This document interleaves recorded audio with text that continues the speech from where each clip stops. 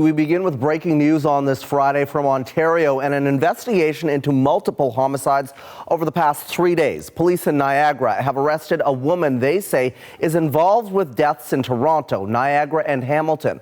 The CBC's Sarah Galashan is on our top story tonight. So Sarah, what's the latest from police so far?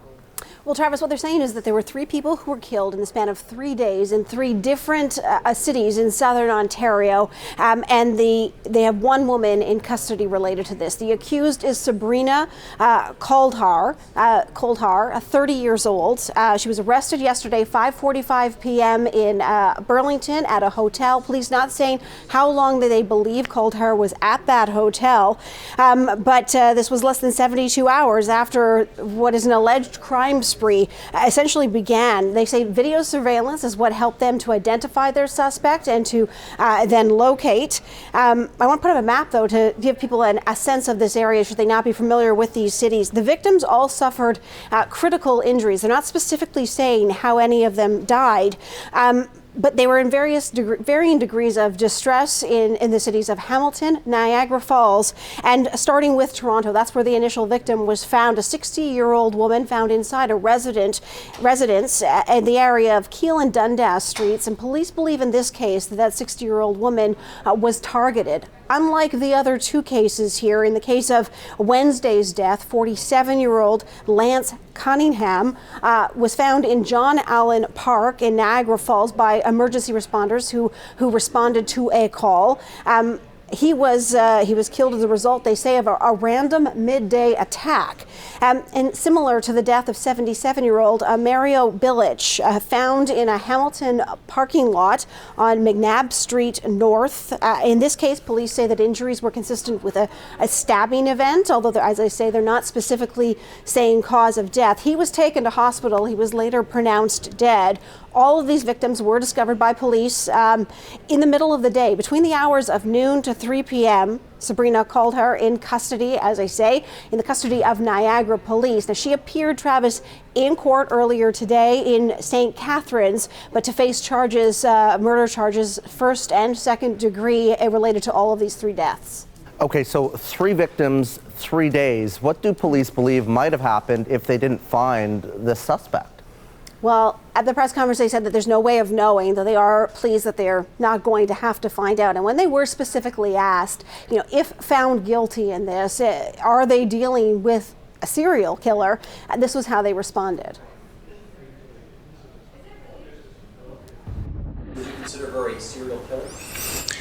I think by definition, she is a serial killer, 2 or more offenses. So by definition, I think that's a fair comment. Our agencies are speaking with our colleagues across the province to confirm if there are other incidents that might be related. As far as these 3 cases go, these 3 deaths, this all came together very quickly. Hamilton, quickly after there was the death of Bilic in the parking lot on McNabb Street in Hamilton, they quickly saw a connection to what happened in Niagara Falls. And then after Koldhar had been arrested, that's when Toronto police realized that they felt that there was a connection here and that it was the same suspect that they were also looking for. How they believe that Koldhar might have been getting around, they said they're trying to still piece that together, figure out the timeline, though they say that she was known to use public transit. As for an accomplice, at the top of the press release that was issued today, the way they phrase this is that they believe that Koldhar was involved in these 3 murders, these 3 homicides.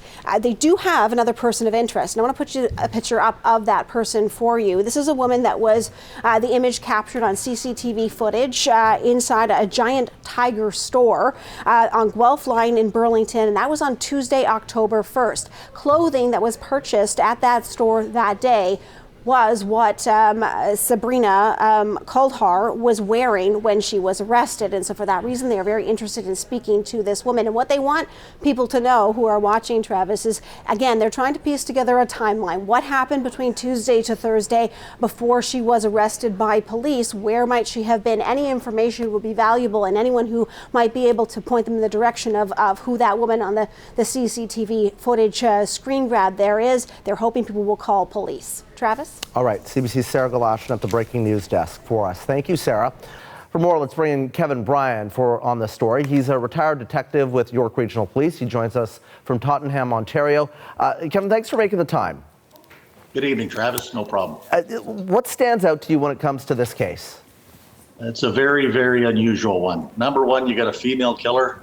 Number two, you have a homicide that took place where she's alleged to have known the victim. There's some connection there. We don't know what it is. We will find out at some point, I would imagine. But then to go on and in consecutive days, randomly select another victim or from two different locations in Niagara Falls and Hamilton. I've worked a lot of murder cases. I've investigated a lot of murder cases.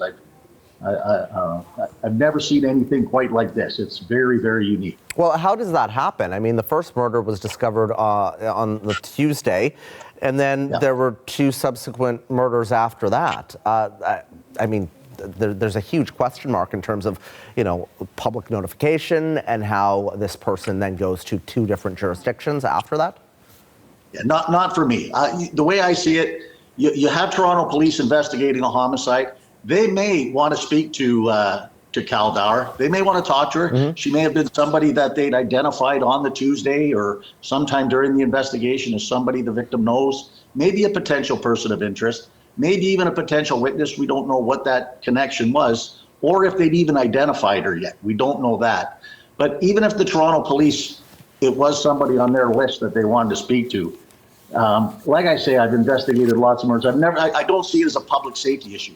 When somebody kills someone they know, and that is the most common type of homicide. Right. The most common, whether it's a domestic homicide, usually if a victim of a homicide, 90, I don't know what the exact stats are, but they know their killer. And so to think that somebody, especially a 30-year-old woman, if they'd identified her as a suspect, would go pick out a few random men and kill them, it's not something I would have been on the radar even, I believe. In this case, as you said, the accused knew the first victim. The second and third victims allegedly killed at random. How do you think these murders are connected here, or do you think that that she really just picked these people randomly? Yeah, the first murder. To me, the first murder was probably something. It's second-degree murder, which tells me there was some type of a conflict. She didn't go there to kill the person. There was no premeditation. So she went there. There was some type of a dispute, a conflict, and she murdered the person, allegedly. Then the next two homicides, you know what? I don't know if we're looking at a mental health issue. I'm not sure. How all of a sudden you leave Toronto, wind up in Niagara Falls. Sounds like she's in another dispute in a park down in Niagara Falls and winds up killing the 47-year-old down there. Right. Yeah. So and then now they've charged first-degree murder with the homicide up in Hamilton, which shows some measure of premeditation. So was she going there planning to kill someone? And they may have come to this conclusion. They may have come to this decision on what charges they're going to lay for a few reasons. The evidence they find at the scene.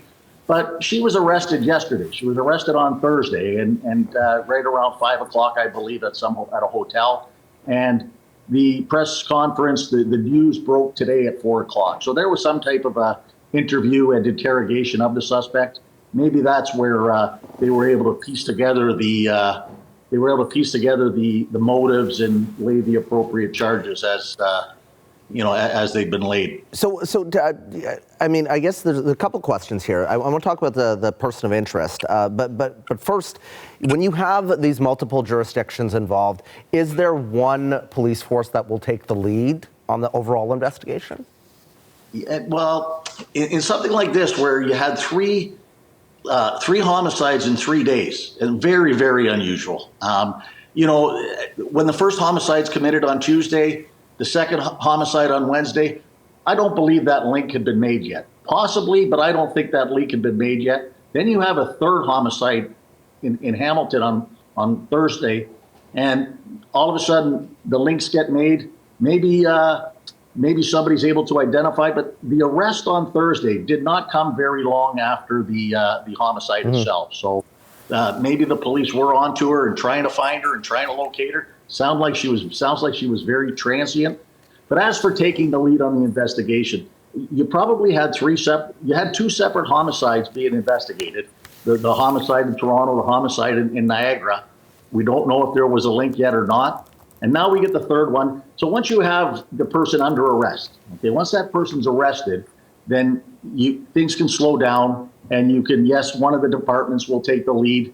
You'll set up usually a joint force where you've got 2 or 3, maybe a couple of homicide investigators from each unit. The forensic teams will, usually it would be the forensic team from the jurisdiction that is the homicides take place in. And so it would all come together, and they would put one officer. They'd choose one officer. They'd get together and consult and see who might be best to take the lead. And that one officer would be the case manager, and he would handle all 3 of the homicide investigations. This one's very unusual. Yeah. 3 homicides in 3 days. I've never seen it in a fashion like this. Well, there's going to be much more to talk about on this case as the details come out. Kevin Bryan, appreciate your time tonight. Kevin's a retired detective with York Regional Police.